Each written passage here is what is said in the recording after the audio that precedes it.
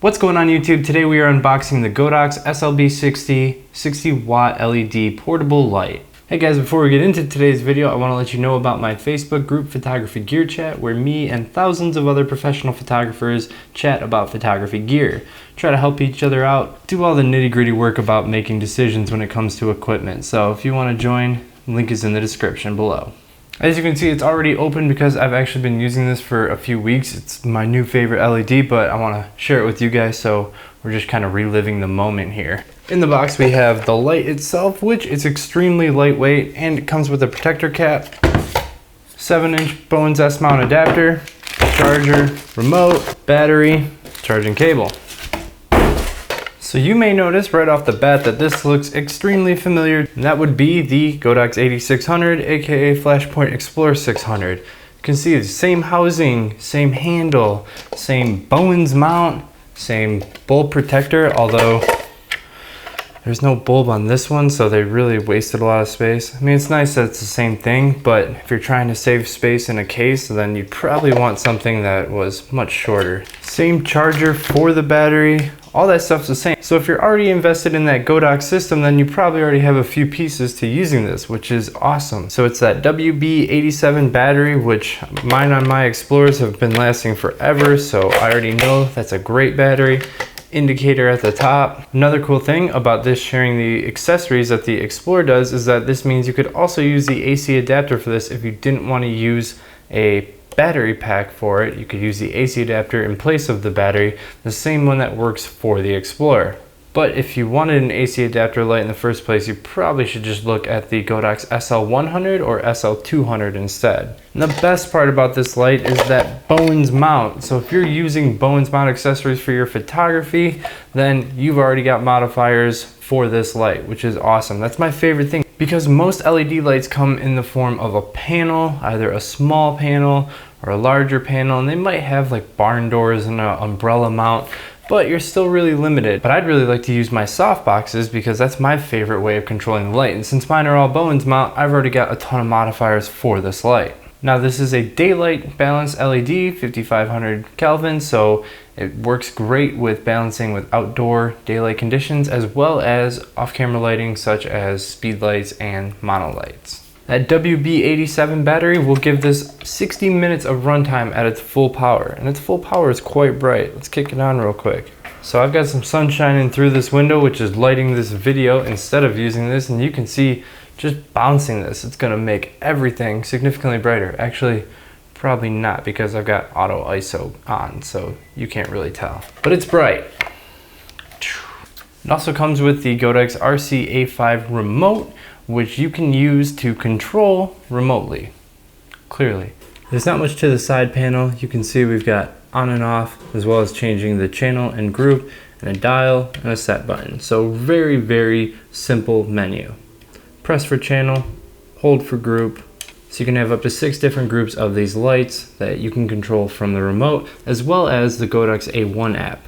It does also constantly update you with the temperature just so that you can monitor it, but that fan is automatic, so you can expect that to go on whenever your light is getting too hot. And that's my only big problem that I have in using this light so far is the fan. The fan noise is quite loud, to the point where even at 10-12 feet away I can still hear it. In addition to hearing it, the sound picks up in my videos, which is really annoying. I found if I put a few sound absorbing panels around it, then it really doesn't show up in my video from 10 feet away.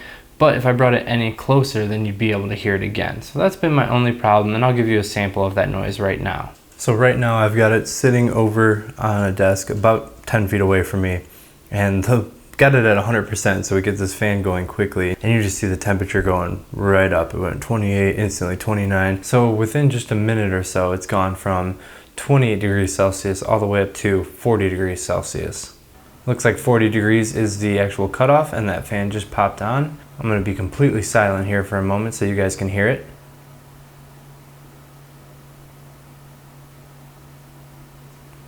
So you can see when you're trying to record voice and using a light to illuminate your subject, this can cause a problem. It's quite a distance away. It is bouncing. If I was using it more direct, I'd be able to use less power. The fan wouldn't come on. Nonetheless, if you are using it at a high power, you can expect to be challenged by the fan at some degree of intermittency depending on how high the power is. So now I've got the light pointed right at me and I wanted to do a 120 frames per second test. There is really no issues with any flickering at a high frame rate. I do occasionally notice some minor dips in power. If I leave it on for a long time, I notice if I jump around when I'm scrubbing in a video, there are really faint, maybe 1/10 to 2/10 of a step differences in exposure. And it's happening gradually over a long period of time. So it's not perfectly stable when it comes to power, although it is really stable when it comes to color, both across the power output and for a long duration. I found the color temperature to be extremely steady. So since it has that high CRI of 95, color is rendered very, very richly. Right now we've got it overpowering the window light that's coming in the window so that you can see what this color looks like from just the LED. Now one thing you will notice due to the shape of the bulb being that square panel instead of an actual protruding bulb that's going to put out light in all directions, you'll notice that you're not going to get the same soft properties that you would get in modifiers. It's just going to be a little bit more harsh because it's not bouncing so much to panels and coming through the front of the modifier. It's just going straight through the front of the modifier when you actually look like your mannequin head. We just need to draw a beard on them, don't you guys think? So here's everything that I love. 60-minute runtime, very stable color temperature, pretty stable output.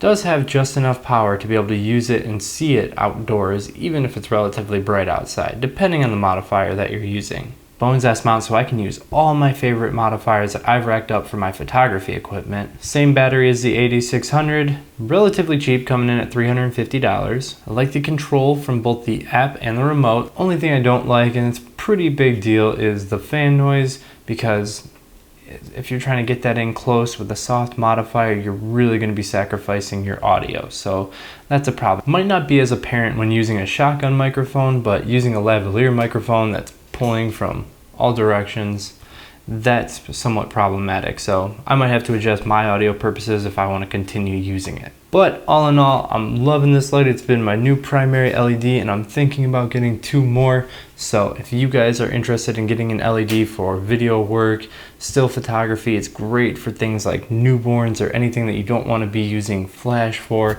if you're just working in low light product photography. That's going to be all for me today. Hope you guys found this helpful. Leave a like if you enjoyed it. Subscribe if you're new here. And until next time, keep on shooting, YouTube.